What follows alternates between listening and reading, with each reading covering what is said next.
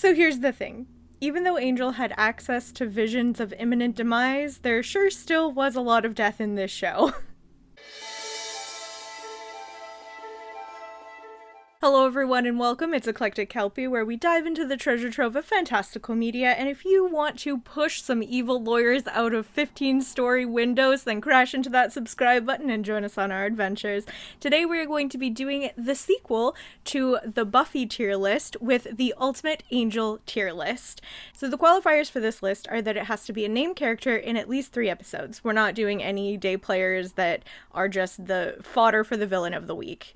So, without further ado, let's jump into this list. And quickly, a final heads up, this is going to be heavy spoiler warning for Angel. The entire series, we are talking about major character deaths, so continue at your own discretion. So to start, we have Izzy, the devil guy. There's quite a few characters from season 5, just like when Angel was taking down the Circle of the Blackthorn.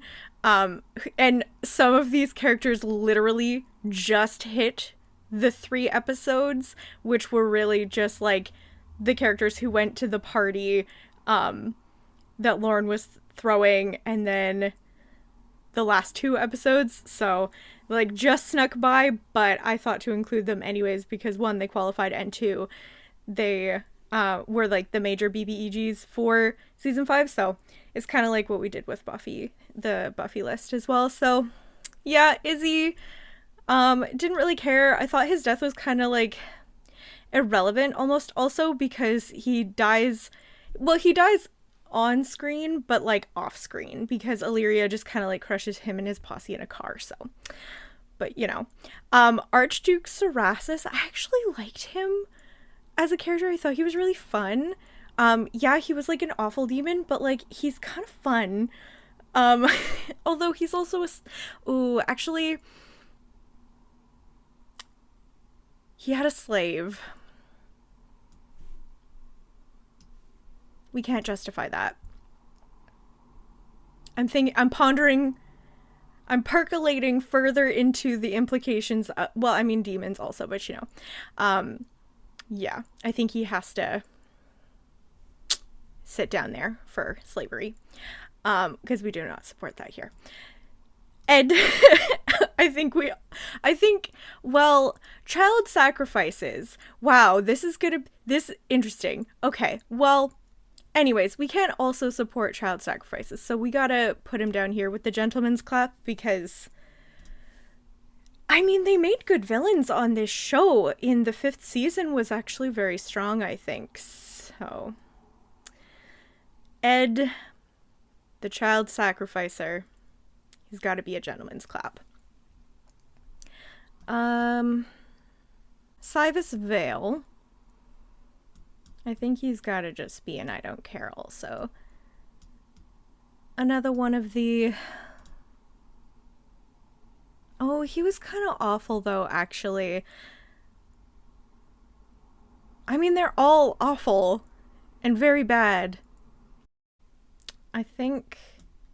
Yeah, honestly, the season 5 villains were really well constructed. I liked the Order of the Blackthorn, or the Circle of the Blackthorn. Yeah. Good job.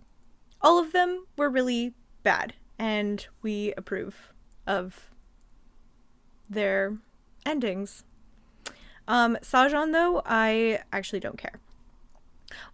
Yeah, I actually don't care. It's good that he's dead. I mean, no, he was a big deal in season 3. I don't care when he died because there was such a disconnect. Like, it really, when they brought him back, it was very much just like an excuse to get Connor back for the finale. He wasn't even important at all, and his death was not important at all. So I actually don't even remember this guy. I know his name is Linwood, and I know that he was one of the lawyers at Wolfram and Hart, one of the like executives, but a very forgettable character. Yeah, Angel was a very interesting and different construct of a show from Buffy, because with Buffy there was like very distinct villain of the seasons, but with this I feel like they didn't have that so clearly, except for Jasmine and the Circle of the Blackthorn in season 5, so the last 2 seasons were pretty clear that there was like a villain of the season. It was kind of a really distinctive through line with Wolfram and Hart being the villain for the entire series, rather than there being like distinguished separate seasons, which I'm noticing a lot. Like when I was searching up all of the characters that had died in the series, it's very much like more of a through line and a continuation of a plot rather than like separate entities, which, I mean, it's kind of a fun, different take on it. It's not very distinguishable. How can you care that much? Like, I don't know. Some of them were really fun and impactful, but most of them were just kind of like, I don't know, evil white men. Anyways, Marcus, speaking of evil white men, again, really didn't care. He was just like the season 5 version of Lila, the executive whatever liaison to the senior partners. Marcus is irrelevant. We don't care. We don't need him.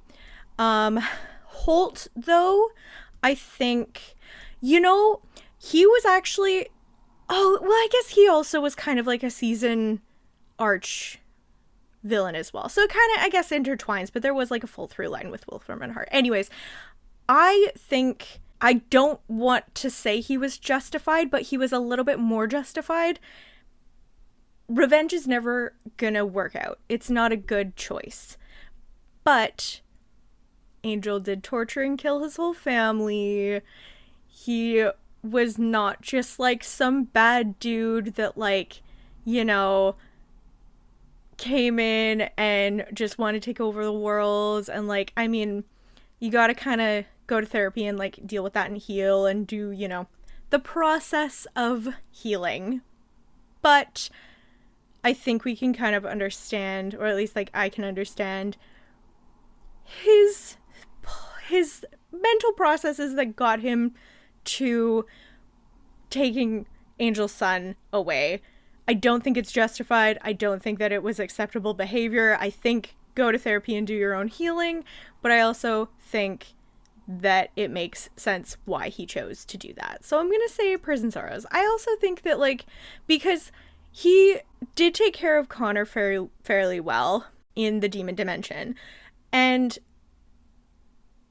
he was just an old man at the time, and like he had come to an understanding of like, you know what, I did something wrong, like Connor, go back to your dad, like it's whatever. So he did grow and heal, sort of. I'm gonna give him Prison Sorrows. Holland, I also don't care. There's gonna be a lot of the lawyers are gonna be I don't care. They're just kind of like interchangeable. Actually, they very much are interchangeable. Linwood and Holland, basically the same thing. Tell me that they are not interchangeable. So that's that. Except for Gavin. I actually did enjoy Gavin. I thought that his like banter with Lila, like their personalities were really fun to see. So, and he was just like a guy who was doing his job.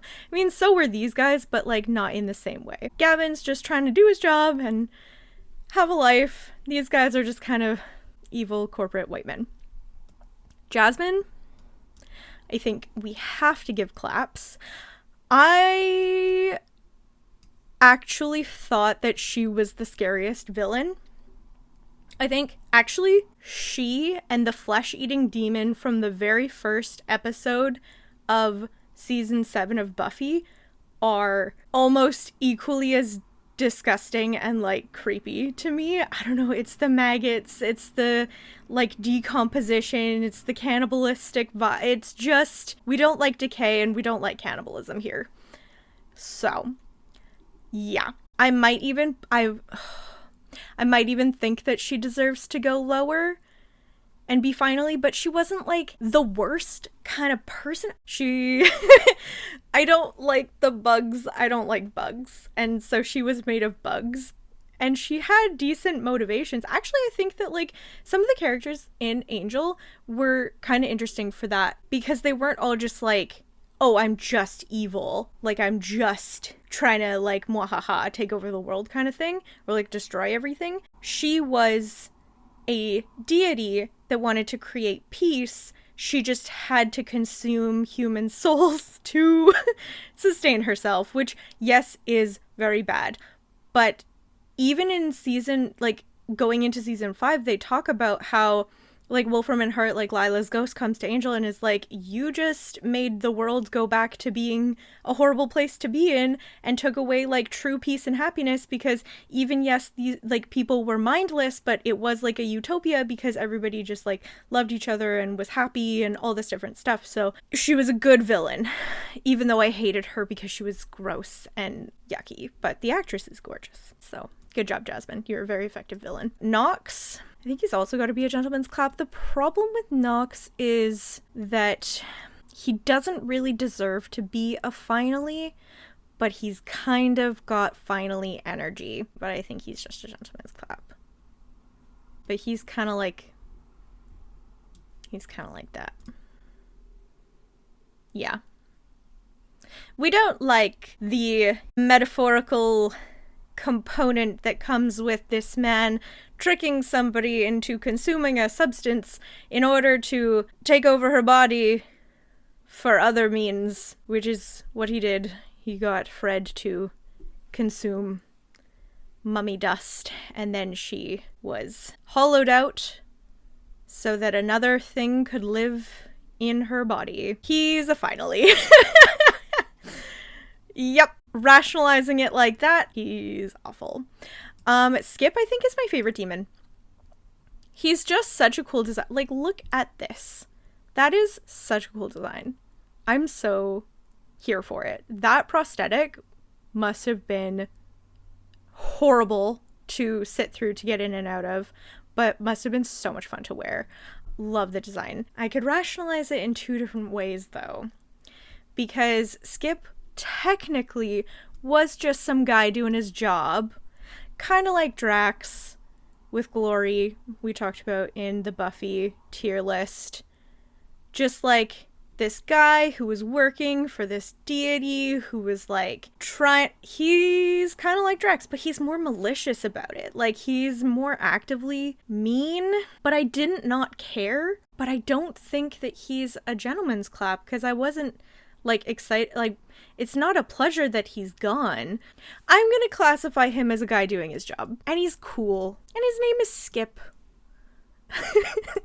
These are bad justifications because he was an awful person, but we're moving on. I enjoyed Skip. Lindsay, in the grand scheme of the context in which he died, I don't think that I cared. He was trying to be good. I mean, he's just an ambitious white man. Not really in even a really good way. I think I have to not care. Wow, this is filling up quite quickly. But I think that's the last of my apathy. I think from here on out, we're kind of going to be in this range. The prayers and sorrows up to the saddest. This was all of the apathy or the pleasantly departed. Especially because it happened during such a big... This is kind of the problem. Or it's stylistically apathetic in a productive way, in terms of we're not supposed to care that much about Lindsay dying because of the context in season 5 at the end, like literally in the last episode, where they're like trying to give him a redemption arc, but like so quickly, like it's not developed enough for us to really care about that. And especially because he literally in season 5 was also still trying to kill Angel and still trying to like, oh, you took everything from me, my job, my position, like all this stuff, and now I'm gonna try and like pay you back, but actually never mind, I'll try and do better and fight the good fight with you guys and whatever. Convoluted and too rushed. He can chill down there. Didn't really care. Lila, I'm gonna give her prayers and sorrows. Yeah, she was bad, but she was like a good kind of bad bitch. I appreciated her. I really liked her and Gavin and their banter. I thought she was fun.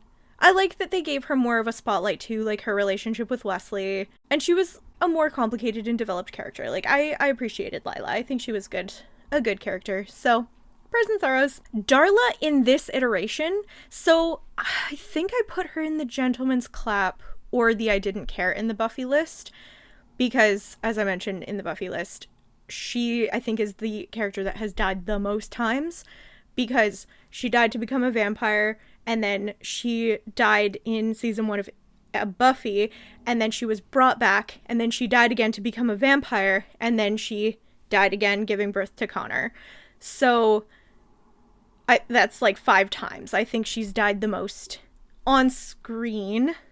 Yes, they did kill her in her flashback also when they were doing her like origin episode, so she did die on screen 5 times. So, you know, I don't remember crying, but I think that she deserves a single tear for this very specific instance of her death. I think she deserves a single tear because she was dying for her child to be born. I feel like that's a really heavy really heavy commentary, especially in today's social climate. But yeah, I think she deserves some love there. Fred, she was almost my saddest death.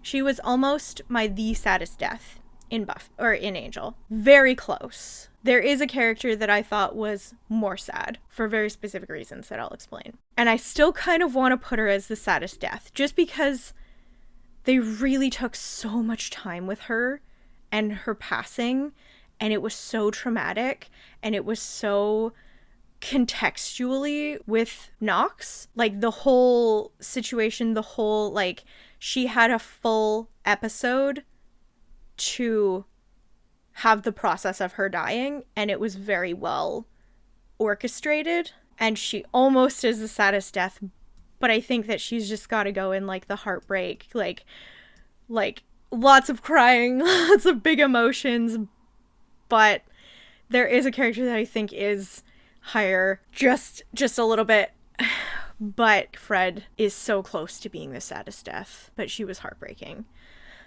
Wesley Wyndham Pryce, I think, is just... I definitely cried when he died. I don't know, they went so weird with Wesley. He was such a very good, interesting, gray character that you could understand a lot of his motivations, and he was so flawed, but in such a dynamic way that I really think that they did a good job with his character.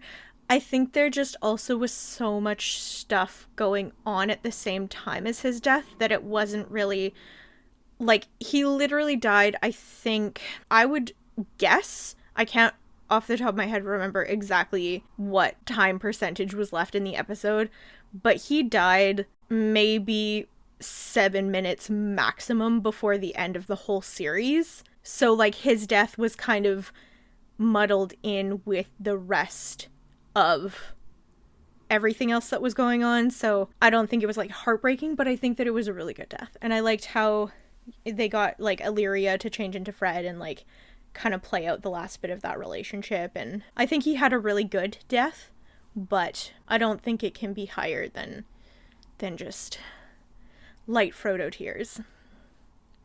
I also want to do a clarifier. I did not include Gunn or Eve in this list, even though they are listed as being deceased. They didn't die on screen. So, and, like, Gunn was still fighting. It's an assumed death because he was, like, mortally wounded by vampires when he goes to do his section of taking down the Circle of the Blackthorn. So he didn't die in the series as far as I'm concerned because it didn't happen on screen.